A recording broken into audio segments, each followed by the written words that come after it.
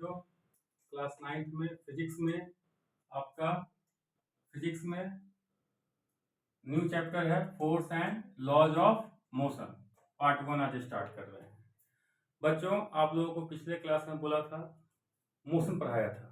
Motion में क्या था कि कोई ऑब्जेक्ट एक्सेलरेट कर रहा था, कोई ऑब्जेक्ट कुछ वेलोसिटी से चल रहा था, रुक जा रहा था, रुका हुआ था, आगे बढ़ रहा था। तो उसमें मोशन से संबंधित बात पढ़े थे। क्या पढ़े थे उसमें? एक्सेलरेशन के बारे में पढ़े थे और क्या पढ़े थे? वेलोसिटी, स्पीड, ये सब रेस्ट में है तो ये सब हम लोग पढ़े थे। पोजीशन के बारे में पढ़े थे हम लोग, ठीक है। लेकिन इसके पीछे का रीजन के बारे में हम लोग नहीं पढ़े थे। ऐसा क्यों होता है? क्यों चलता हुआ ऑब्जेक्ट रुक जाता है, रुका हुआ ऑब्जेक्ट फिर से चलने लगता है, क्यों पोजीशन चेंज करता है? इन सब में लगने वाले जो रीजन थे, जो कारण था, उसके बारे में हम लोगों ने नहीं पढ़ा था। सिर्फ हमने रिजल्ट पढ़ा, acceleration, velocity, speed, rest, position, change in direction, ये सब के बारे में पढ़े थे। अब हम लोग पढ़ रहे हैं कि इसके पीछे जो रीजन था वो था फोर्स। कैसे? अगर कोई गाड़ी आपका ये चल रहा है, ठीक है, तो ड्राइवर इसमें बैठा हुआ है और इसने क्या लगाया?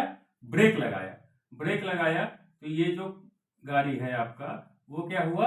वो रेस्ट में हो गया। क्या चीज में हो गया? ये रेस्ट में आ गया। इसका इनिशियल वेलोसिटी कुछ ना कुछ था, मान लो ये 20 मीटर पर सेकंड का रफ्तार से चल रहा था और उसके बाद रेस्ट में आ गया। जब ड्राइवर ब्रेक अप्लाई किया तब, तो ब्रेक अप्लाई करने के लिए उसने ताकत लगाया, फोर्स लगाया, है ना। जो ताकत लगाया दैट इज कॉल्ड फोर्स, जो वो ताकत लगा रहा है। जैसे अगर हम लोग इस बॉल को देखते हैं, बॉल का शेप क्या है? स्फेरिकल शेप है, लेकिन इस पर अगर हम लोग फोर्स अप्लाई करते हैं, इसका क्या हो रहा है? शेप चेंज हो जा रहा है। देखिए, यानी फोर्स किसी भी ऑब्जेक्ट शेप चेंज कर सकता है, करता भी है और करने का प्रयास भी करता है। जैसे अगर हम यहां फोर्स लगाते हैं तो इसका शेप चेंज नहीं कर पा रहा है। क्यों? क्योंकि ये रिजिड बॉडी है, लेकिन ये सॉफ्ट बॉडी है, इसको हम लोग प्रेस कर रहे हैं तो ये प्रेस हो जा रहा है। यानी एक क्वांटिटी ऐसा भी है जो किसी भी ऑब्जेक्ट का क्या कर रहा है? शेप चेंज कर रहा है या चेंज करने का प्रयास कर रहा है, ठीक है ना। एफर्ट भी लगा रहा है और चेंज भी कर सकता है। तो वैसा क्वांटिटी जो कि चलते हुए ऑब्जेक्ट को रोक दे, रुके हुए ऑब्जेक्ट को एक्सेलरेट करेंगे। अगर हम लोग एक्सेलरेट भी करते हैं बच्चों, तो देख रहे हैं कि उसमें भी हम लोग क्या करते हैं? एक्सेलरेटर लगाते हैं। जैसे ये कोई कार है, चल रहा है, तो क्या होता है? ड्राइवर क्या लगता है? एक्सेलरेटर पर पांव रखता है, एक्सेलरेटर पर क्या करता है? पांव रखता है, जिससे ये क्या होता है?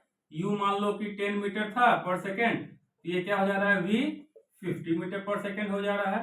यानी इसमें भी क्या करता है? फोर्स लगाता है, एक क्वांटिटी लगाता है, दैट इज कॉल्ड फोर्स। कभी तुम साइकिल चलाते होगे तो हैंडल छोड़ देते होगे, हैंडल छोड़ के भी साइकिल क्या होता है? हैंडल छोड़ के भी साइकिल जो होता है,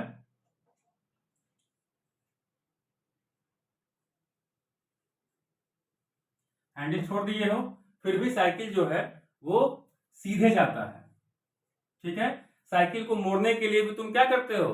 फोर्स लगाते हो। यानी force is the quantity which change the position of an object. Clear है? Change the position of the object it is from 20 metre per second to 0 हो जा रहा है, और 0 से या 10 से 50 हो जा रहा है। तो फोर्स क्या है? Force is the quantity which change the direction of the object और change the shape of an object, ठीक है ना। इसको बोलते हैं फोर्स। फोर्स कैसा क्वांटिटी है? तो फोर्स एक वेक्टर क्वांटिटी है। कैसा क्वांटिटी है? वेक्टर क्वांटिटी है। इसका SI यूनिट क्या हो जाएगा? न्यूटन हो जाएगा। फोर्स के बारे में इस चैप्टर में हम लोग विस्तृत जानकारी लेंगे, ठीक है बच्चों। तो फोर्स का डेफिनेशन हम लोग नोट करते हैं। देखो बच्चों, फोर्स का जो डेफिनेशन है वो इस तरह से लिखेंगे, it is the quantity which tend to change the position, मतलब पोजीशन चेंज भी कर सकता है और चेंज करने का प्रयास भी कर सकता है। पोजीशन डायरेक्शन जो बताए थे अभी, and shape of an object. It is a vector quantity and its SI unit is Newton. Symbol is capital N. ये न्यूटन साहब पे, न्यूटन जो साइंटिस्ट है उनके सम्मान में फोर्स का यूनिट रख दिया गया है न्यूटन. ठीक है बच्चों, अब हम लोग टाइप्स ऑफ फोर्स देखते हैं. बच्चों वैसे तो टाइप्स ऑफ फोर्स में बहुत तरह का फोर्स आता है, जैसे स्प्रिंग फोर्स आता है, फ्रिक्शनल फोर्स आता है, बहुत तरह का फोर्स आता है. लेकिन आपको इस चैप्टर में दो तरह के फोर्स के बारे में पढ़ना है. एक बैलेंस फोर्स है, एक अनबैलेंस फोर्स है. ठीक है, बैलेंस फोर्स किसको बोलते हैं? नाम से ही क्लियर बच्चों, बैलेंस्ड मतलब बैलेंस है ये. तो मान लो कि यहां पर एक ऑब्जेक्ट रखा हुआ है इस तरह से,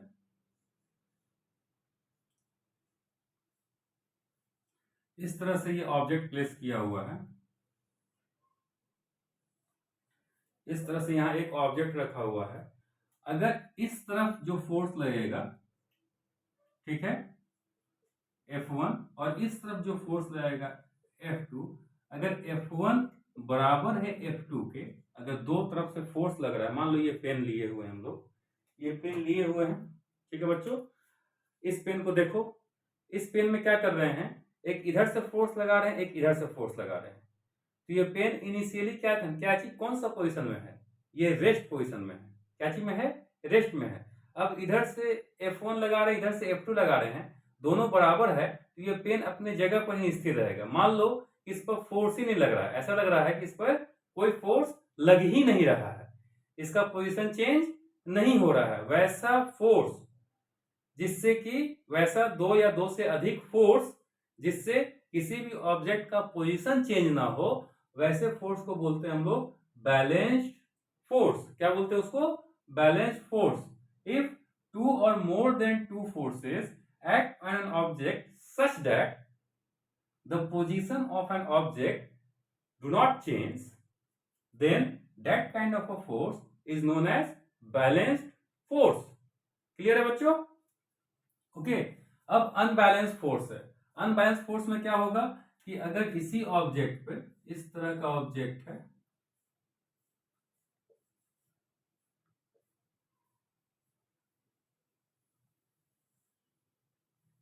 अगर इस तरह के ऑब्जेक्ट पर F1 फोर्स इधर लग रहा है और F2 फोर्स इधर लग रहा है और ये दोनों इक्वल नहीं है, तो क्या होगा, ऑब्जेक्ट जो है वो रेस्ट से जिस तरफ का फोर्स ज्यादा होगा उस तरफ खिंचा जाएगा. जैसे फिर से हम लोग इसको देखते हैं, मान लो कि मेरा ये वाला फोर्स, ये हाथ जो हिल रहा है उसका फोर्स ज्यादा है इस वाले फोर्स से, तो क्या करेगा कि इसको इस तरफ घिंच लेगा.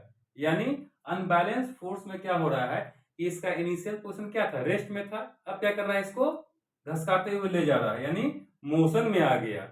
तो बोलेंगे that kind of a force from which we change the position of an object. Clear है कि नहीं?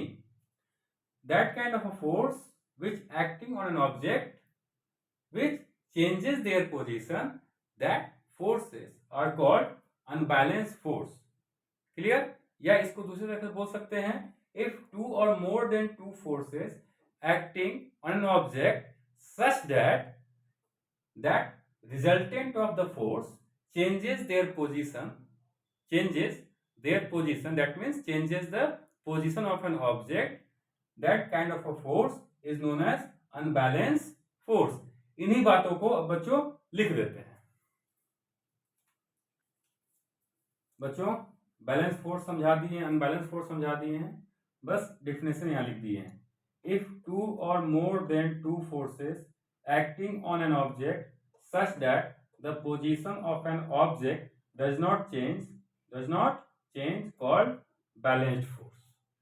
इसका क्या लिखे हैं, इफ टू और more than two forces acting on an object such that the position of an object changes called unbalanced force. Clear है बच्चों? नेक्स्ट टॉपिक नेक्स्ट क्लास में पढ़ाएंगे बच्चों. इससे रिलेटेड वीडियो अच्छा लगा हो तो वीडियो को लाइक करें, सब्सक्राइब जरूर से करें, ताकि अच्छे से अच्छे वीडियो आपके सामने ला सकूं, और शेयर भी करें इन वीडियो को.